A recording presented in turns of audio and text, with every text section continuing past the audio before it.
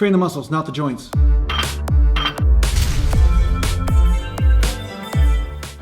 So welcome back to another Natural Gallant Bodybuilding Q&A, and I'm going to be doing this every Friday. Any of you guys that want to submit a question, just please do so by about Wednesday, because sometimes I will be filming this on Thursday and then putting it up on Friday, okay?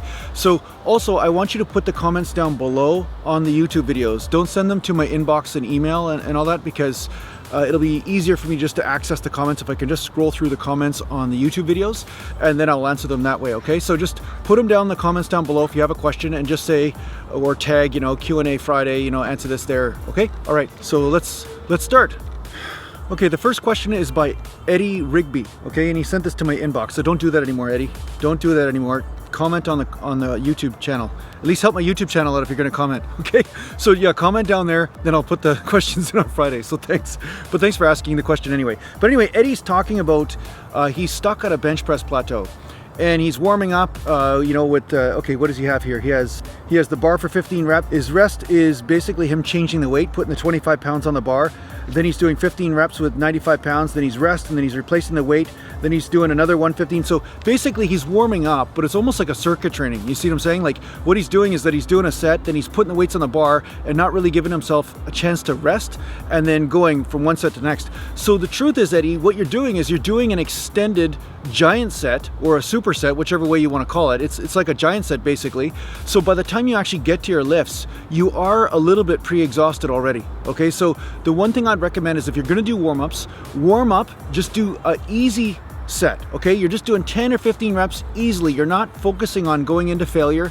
You're not even going close to failure, and you don't have to frickin' run around like a circuit in between your sets. Like, what's the frickin' rush? You know what I'm saying? You're rushing your workouts. Stop rushing. If you want to gain strength, it's not about rushing, okay? You want to rest to make sure your body's set. Now, once he gets into his working sets, he's resting 2 minutes in between sets, which is still bodybuilder-ish, not powerlifter-ish, and I've talked about this in the other videos. So based on these questions, guys, I know that you're not watching my other videos, because in my workout vlogs, I know some of you guys skim over stuff, but I give a lot of secrets in those workout vlogs. I really urge you to watch the entire workout vlog. Don't just skim over the stuff that you want, because I'm giving you little tidbits of information constantly. I'm trying to educate you, but it's more like an osmosis that I'm giving to you. I'm basically helping you absorb the information over time, okay? So you'll start to see the common sense. But basically don't skim over the videos. You'll get a lot of these questions already, okay? Basically what he's doing is that he's skimming over his warm-ups. He's doing, 5 or 6 warm-ups basically. 5 or 6 warm-ups, and he's going boom, boom, boom, boom, boom, boom, boom, one back to back. So basically he's worn out by the time he gets to his working sets. So then he's wondering why his bench press is not going up. Well, if I get you to run 10 miles by the time you get to your working sets on bench, I guarantee your bench press will go down.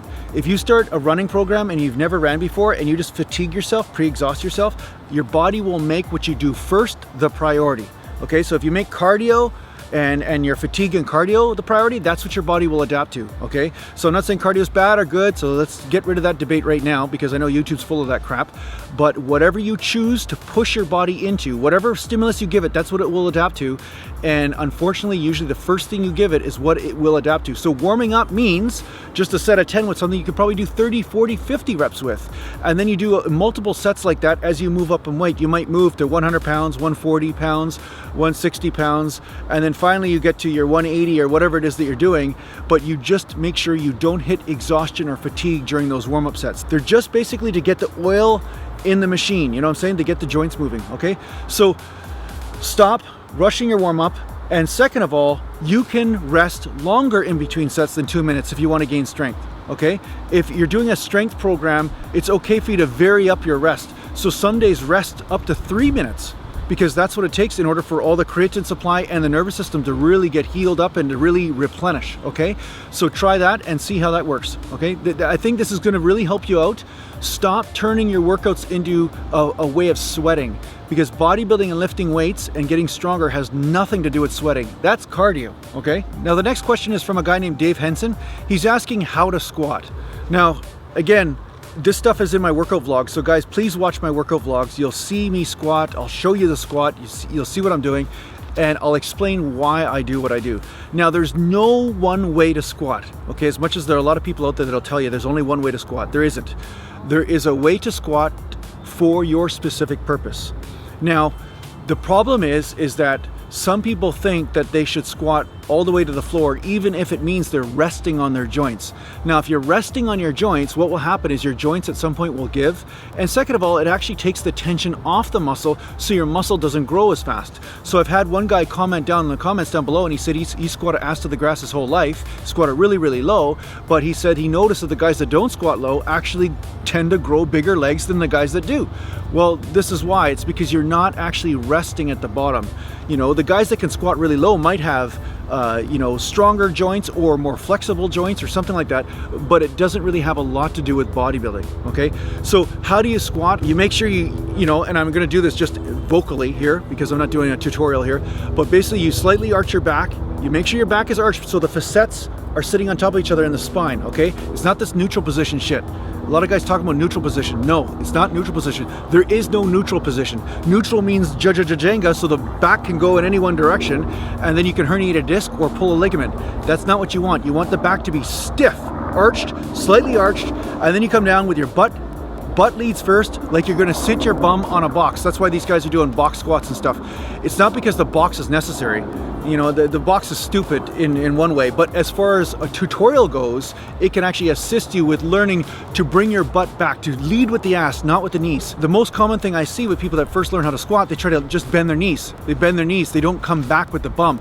So all the power comes from the hips. All the power's coming from the hips. So you lead with the butt, and then you explode from the butt and hamstrings, and that also makes the tension go around the hip joints. And the hip joint is a much stronger joint than the knees. And the hip joint is also the joint that's responsible for sprinting, okay?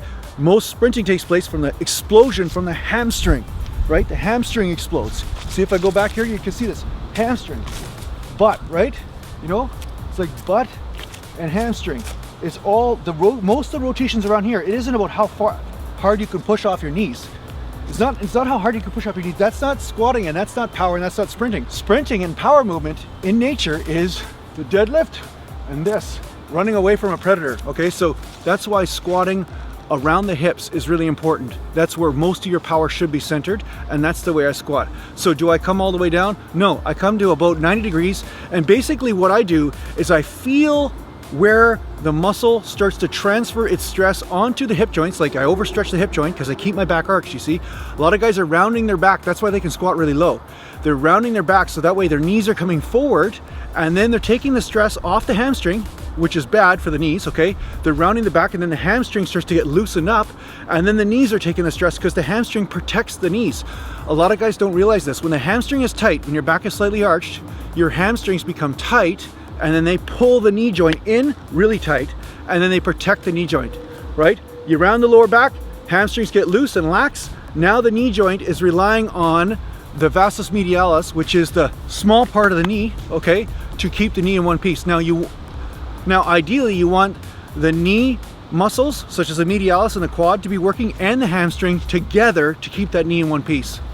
Now, when a person squats really low and they can keep their back arched, or at least neutral, then at least they're keeping that tension on the hamstring and protecting the knee, okay? So this is why it's important for you to make sure that you're squatting the right way for you, and I can't really tell you exactly what the right way for you is unless I'm working with you personally, okay? So I hope that helps give you some general overlay. You can watch my last vlog I put up, last workout vlog. I do have some squatting in there, and you can see what I'm doing. I recommend no matter what though, you start off light, really light, like stupidly light, and then get the form down and get the feeling down, okay? Okay, so the next question is from Rodney Turner. He says, what do you think of heavy sled drags? So I'm assuming that you're hooking yourself up to some sort of sled like a husky dog, or maybe you're pushing a sled, you know? And I think it's great. I mean, I think it's a really good butt and hamstring and quadricep workout. There's just not a lot of eccentric portion in there. And what I mean, there's no lowering of the weight in that type of movement, but that doesn't mean it can't contribute to gaining overall muscle mass, especially in the posterior chain of the legs, you know, the hamstring and the butt. The only thing is though, when you're pushing on something, you're gonna be flexing your abs, so you will be getting some ab workout, but that's gonna be the opposite of what is needed for muscle recruitment when you're lifting like such as squats, okay? Because in squats, you don't wanna be rounding your back or, you know, tensing your abdomen up. You wanna suck the stomach in and keep the back arched, okay? So there's gonna be a little bit of a different neurological proprioception, if that's the right word, you know, different coordination involved in firing the opposite side of the core when you're pushing on a sled or pulling. But yeah, it can be a great workout. for you to really develop some sort of explosiveness and a really good deep burn, and you will probably get quite a bit of cardio in that too, right? So because there's no eccentric, so I don't know, it's a great movement. I don't think it's bad. I don't do it myself. There's no room for me to do that, but I think it actually could work really well in your training. One Man Band asked about box squats. Now I just mentioned that just before. Box squats, I see guys do box squats because, you know, they're basically trained into this thing where you're supposed to touch your bum to a box and all this, and it's almost like getting hooked on coloring books when you're a kid instead of actually graduating to art, okay? The problem is with a box squat is that when you're sitting on that box, so it's a way of measuring how low you're squatting, but the problem is with that is that it will be different depending on the height of the person, right? So unless you have different height boxes that are appropriate for each person, you will have different levels of intensity or effort needed. You know, a person that's 7 feet tall that squats on a box that's only 2 feet high is going to have a lot harder time than say somebody that's only 4 foot nothing, you know? So the box squat is kind of like, I think, a training ground to get people to really focus on learning how to push off the hips the way that I squat already. It's like they're trying to learn how to do that, and that's usually what I do with my clients is I taught them through talking them through the set all the time. I would always talk them through the exercise, and that's how they learned how to squat. Because like I said before with the squatting, people tend to want to push off the knees because that's easier, but it is by no means the most efficient way to do it. It's just a way that you can get more reps and more endurance at first because you're used to using your quads and you have no mind muscle connection with your hamstring and your butt, and also with arching the back. Like people usually have no mind muscle connection with that, and so to develop that, sometimes people come up with these general structures so that they can just tell you, hey, go try this out, and then, you know, maybe it'll help your mind muscle connection, right? So you could use the box if you want, but ideally the other thing I don't want people doing is squatting and then hitting their ass on that box, right? And if they hit their ass on the box, if you do it the wrong way, you could herniate your disc, okay? You could hurt your back. Some people are actually doing it and then they're sitting back on the box, and they're sitting back and then coming forward. But if you sit back on the box and you lose balance, I find that when you don't have your legs to stabilize, especially when you're sitting on your hip bones, there is a potential for hyperextension of the lower back. There is a potential for a little bit of lower back stress because you're transferring now all the stress now to the spine as you sit on that box. I wouldn't recommend it, really. I would say don't do it. Just learn how to squat free weight and just learn how to push off that butt. You know, that's it. Have somebody watch you that knows what they're doing, and I think that'll help you a lot more. But box squats, I can see a potential for disaster. I would rather avoid that. Thomas Keeley or Kylie, sorry if I'm pronouncing it wrong, he asked how much I weigh and how tall I am. It's always funny when people ask me my stats on the internet because I find they're so general and open-ended. Like say I tell you I'm a certain weight, but say I'm at 40% body fat. That's obviously not very impressive, right? So a weight and a height doesn't really mean anything unless there's a certain body fat percentage associated with that. And I don't have a way of measuring that accurately right now. Like I'm not doing the body fat calipers or anything like that.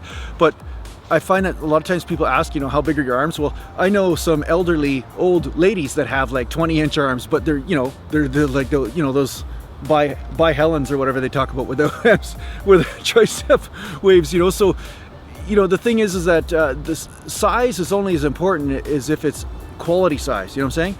I know guys that are always comparing themselves to different guys on the internet and say, oh yeah, my arms are like 16 inches. It's like, well, that's fine, but what are they made up of? You know, 16 inches of fat, 16 inches of muscle. As bodybuilders, what we're trying to do is build muscle, not fat, right? So obviously most of you guys know this, but I get these questions so much, it's kind of funny. I just had to address that. So anyway, my height and weight, generally speaking right now, I'm around 205 and I'm 5'8". So my weight is slowly going up, and at my peak I was 212 at around 10 or 11% body fat, okay, at 5'8", 212. So I have a few more pounds to go as I'm watching my diet and as I'm getting myself revved up with this proper nutrition program I'm on. Okay, you'll have a full day of eating coming in tomorrow too. I'll be posting that, so you'll see what I eat every day. I'm getting my 150, 160 grams of protein a day, and then I'm getting some fats and carbs depending on the day I up or lower it. So anyway, you're gonna get a good view of what I'm doing on that video, so stay tuned for that. Okay, Picker Dinner, he's asking about, he doesn't have very large hands, and he's saying that somehow it's affecting his grip strength and his deadlift, so anything above 350 he's having trouble holding on to, even with wrist straps.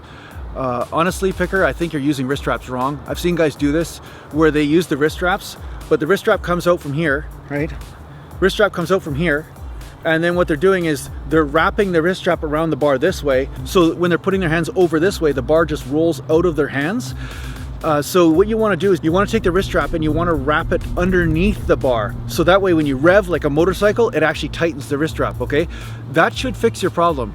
You know, it doesn't matter whether you have small hands or big hands. A wrist strap should do it. I mean, honestly, there's no reason why a wrist strap shouldn't take care of that problem. So I think you just don't know how to use wrist straps, because I've seen some guys that struggle with this. I don't know how it happens, but I've seen guys, they just use the wrist strap, it doesn't do anything because it's just rolling, the bar's just rolling out of their hands the whole time. So yeah, just try wrapping that wrist strap underneath and wrapping it tight, and then see if that fixes your problem. A guy named Bodybuild is asking me, he says 10 sets of 10, is that the way we train our body parts 3 times a week? So say I do chest, back, and buys one day, and legs and shoulders and tries the next day. Do I just do 10 sets of 10, you know, of one exercise? This could be a training program. You could do that. You know, you could do that. And then he's saying, you know, do I just do 10 and stop at 10 even though I could do more or not? Okay, these are 2 different techniques. One technique is you do 10 sets of 10 with a weight. For the first 6 or 7 sets, you'll easily be able to get 10. Okay, and then by the time the 8th set comes around, the 9th set or the 10th set, then you might have a little bit of trouble getting 10. That is one way of stimulating the body, and it can be a very valid one, and it is a powerlifting type of technique, just to get used to using a certain weight so that nervous system's always used to feeling that weight, right?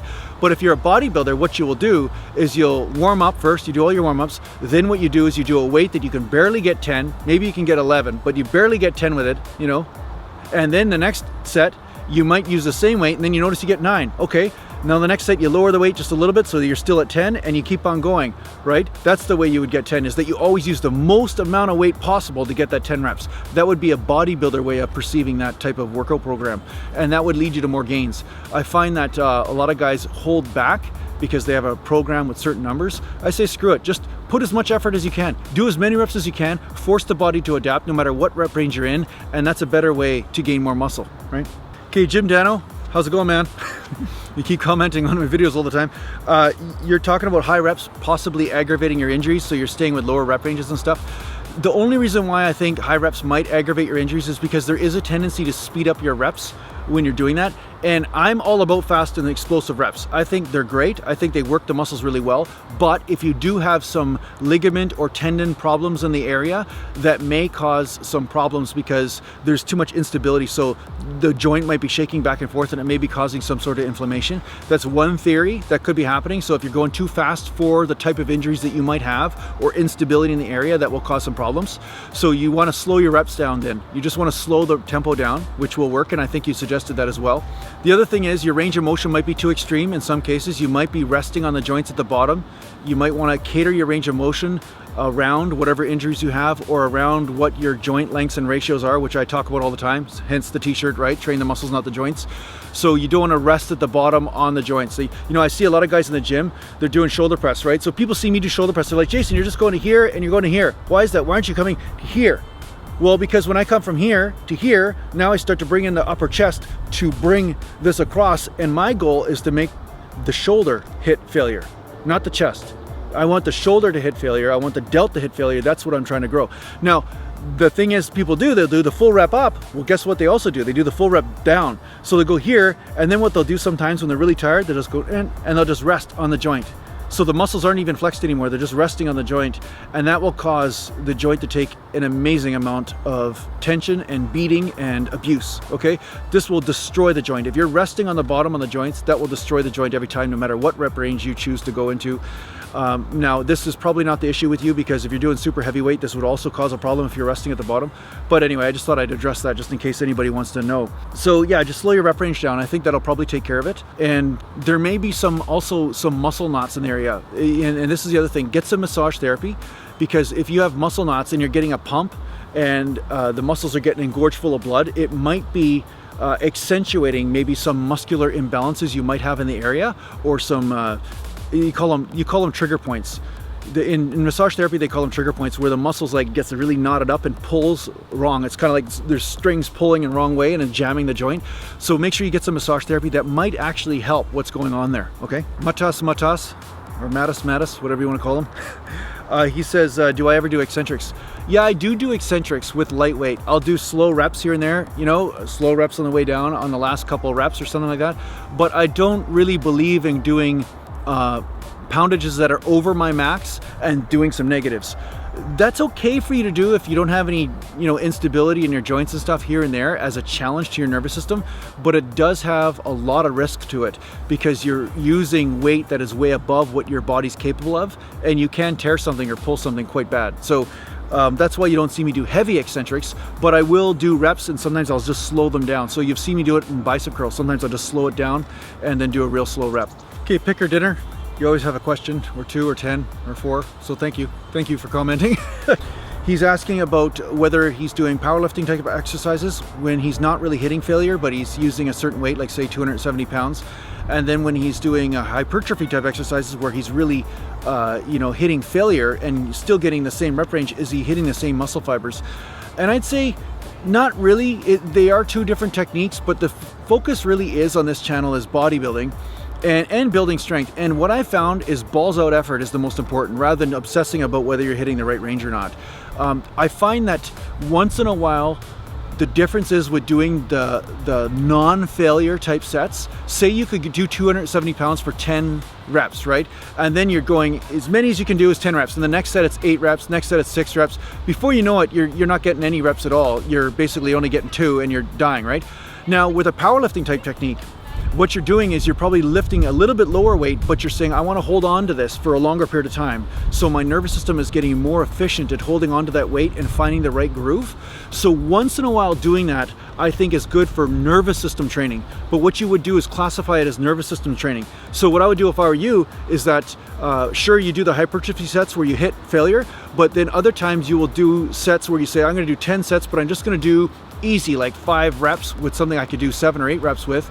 And now I'm going to get used to holding on to that heavier weight, and that will actually lead you to strength gains. Okay, so when the strength increases, now you can do more reps with the other weight, right? So it's kind of one feeds the other, and you've seen me do this on my workout vlog where I did 315 for sets of 3. I could have done 4 or 5, maybe 6, but the problem is I just wanted to hold on to the weight, get used to the weight, and train the nervous system. So I hope that answers your question. That's really the way I see it anyway, and that's what's worked for me. Jay Bradley's asking about sodium. How important is it in our diets? Now, I'm not a doctor or anything, and nor do I give a shit to ever be one, but I never worried about salt. I never did. I always would have salt with my stuff and everything. But one thing I know is that salt helps you pull water in your system, so does carbohydrates and all this. And I think that when people have too much stuff in their system and then they pull water in as well with the salt, then it becomes a problem. It just shows the weak link. It's kind of like blowing up a balloon and putting a bunch of water in there. You'll see where the hole is in the balloon, right? So I think when you pull salt in your system, I think the reason why salt's got such a bad name is because people might have some sort of vascular weakness of some sort, and salt accentuates that. It will make it very obvious. But salt isn't the problem. I mean, you need salt. You actually need salt to pull water into your body, and there's animals licking a rock of salt all the time. So as animals, we do need some salt in our diet. And I find that a lot of people that don't know anything will say, oh, keep your sodium low, absolutely low to the floor. That's how you look better and leaner and all this shit. But yeah, salt will make you look like you retain a little bit of water, but you need salt. You need salt to bring carbs in. I knew guys that were getting ready for bodybuilding shows trying to carb up, but their sodium was too low and they couldn't even absorb the carbohydrates. That doesn't seem very healthy to me. Your body being able to absorb food is really important. That's how you survive. I mean, you absorb air and food, water too, right? If you can't absorb any of these things, that says to me that that's a problem. So salt is actually necessary for this. Now, do you need to, you put all this crap on your food, like a massive 5 tablespoons of salt or something? Well, no, you don't. But automatically your salt will come down in your diet. Your false salt, you could say, and the monosodium glutamates and all that shit, that will come down when you stop eating packaged foods, right? There's this big thing on the internet, if it fits your macros, all that stuff, and people are eating just shit food all over the place. And then it's all pre-packaged because it's convenient, but that's obviously not as healthy, right? So adding a little bit of salt to your food, I don't have a problem with it, and I never recommend people cut salt out unless they're trying to drop water for a day, for the next day or something. But even when I dropped water for competitions, I would drink gallons of water a day for 5 or 6 days out, and then I would stop drinking water the night before, and then I'd cut my salt out 24 hours before I got on stage, and instantaneously I'd drop a lot of water, no problem. So yeah, salt isn't a problem. So NimW is asking what's the best source to learn about programming techniques and everything, and I'm saying my YouTube channel, because I'm teaching you how to feel your body, through finding what the right program is for you. The other thing is I do have an MP3 available, a beginner workout MP3. I highly recommend you try it out. It's a great place to start. It's on my website. Any of you guys that want to buy it, it's only like 20 bucks. I produced the whole thing, sat in front of the computer. I talked to you the whole time, you know? So it's something you can start with, but I will have some other training programs on my website at some point, and I will be selling them for cheap. It's not going to be expensive. It's just going to be like a blanket type of program that's a, you know, 1 sheet of paper or 2 sheet of paper in PDF form. And you know, you will get an idea of what I'm talking about if you listen to all the videos and all the subtle sort of teachings I'm giving you, okay? But I will have some programs available on my website at naturalgallantbodybuilding.com soon, so keep checking back there. And sign up for the newsletter too, because I have a newsletter on that website, and if you sign up for that, then I'll let you guys know, you know, when this is happening if you don't tune into the YouTube channel, okay? Okay, D Mason is asking about gains for people over 40. It's harder for people over 40. And I'd say it just depends on your genetics. You know, I trained a lot of people that were over 40 when I was personal training full time. And when I was competing and everything, I was training people over 40, and some of them, like I said, it was irritating how fast they were making gains and getting stronger. You know, it was crazy. And the biggest thing I found with people that were 40 and over is mostly you're fighting their history. You know, say they have sports injuries, so they have injuries from work accidents, you know, stuff that might have happened, maybe car accidents, whatever it might be. That sometimes is a stumbling block for people over 40. But this whole hormonal thing and everything, and that's just an excuse for a bunch of people that have sat on their ass and they want an excuse to keep sitting there, okay? I'm not trying to be mean here, but I've seen a lot of guys that look unbelievable over 40 and they're natural, okay? But your life is a culmination of all your choices, okay? Most people that are over 40 aren't thinking the gym is the most important thing. You know, let's just be honest. They're thinking kids, family, work, stress, you know, and I don't blame them. I'm not saying that they're wrong in some way for this, but it isn't just because of age that they're not making gains in the gym. A lot of times it's because of priorities, okay? And those priorities that increase stress, guess what? That will affect your hormone levels. It'll bring up your cortisol, lower your testosterone, all this kind of stuff. So basically what you're talking about and what a lot of people are talking about is a side effect of a stressful life or a life of different priorities. That's really what it is. It isn't necessarily a guy just trying his hardest in the gym and not making gains. That's usually not the case, right? So I've had at least 4 people train with me that I was like one guy, actually funny. He played rugby his whole life. He did triathlons and all this kind of stuff. He got in the gym with me. The first time he ever did squats, he did squats with 225, 90-degree squats for 50 reps. First time he ever squatted in his life. And this guy was 47 years old when he did it. So you know, I don't believe in the age thing as much, although there is mileage, okay? I believe in the mileage thing, but not necessarily just the age thing, okay? Because some guys have some really rough mileage. We all know a few guys that have had a really rough ride, so hey, I am not saying that that's not a factor. That could be a factor. So Brad2301 is asking, he wants to gain mass, get bigger, but he has some fat on his belly, and he can't see his abs. So he asks, is he better off cutting fat first? But he just doesn't want to get skinny and go back to square one. And I'm saying, you know, don't worry about cutting back fat, but worry about feeding your muscles, not your fat stores. So make sure that as you're gaining weight, that you're gaining the right quality weight as you go along in your diet. Don't worry about losing as much as what is it that you're gaining, okay? So as you train, as you eat, whatever nutrition program you're on, just watch what you're eating and write that down. And then if you notice that you're putting on some body fat, that probably means that you can afford to replace some of the calories you're taking in through carbs and fat with protein, okay? So you could take one meal out of the day and just say, okay, I'm just gonna have protein there instead of some fat or rice or bread or whatever it is you're eating, okay? So you wanna make sure that you lower those energy calories just a little bit to make sure that you're gaining muscle tissue, not gaining fat tissue, okay? Now you have to look over a week or 2 weeks period of time. Don't do this on a day-to-day basis, because from day to day you will lose water and gain water. You'll just be measuring water retention, you know, and that could change with sodium levels, carbohydrate intake, depending on the glycemic index, all that kind of stuff. So don't worry about that, but just look at yourself from week to week and say, okay, what is it I'm gaining? And then look at your nutrition program and then say, okay, I gained some fat here. I'm gaining some muscle, but I'm gaining fat too. So that means maybe I can get away with just a little bit less energy calories and a little bit more protein. And then you will still make muscular gains, but you won't be putting on extra body fat at the same time. So I hope that helps. Okay, so that's all I have for the Q&A today. If you want to be a part of next week's Friday Q&A, just comment down below and I will be answering those comments next Friday at the Q&A. And if you need to get a hold of me, just go to naturalgallantbodybuilding.com. I do have programs there, I have music there, I have t-shirts, you know, and I'll talk to you soon. Take care for now.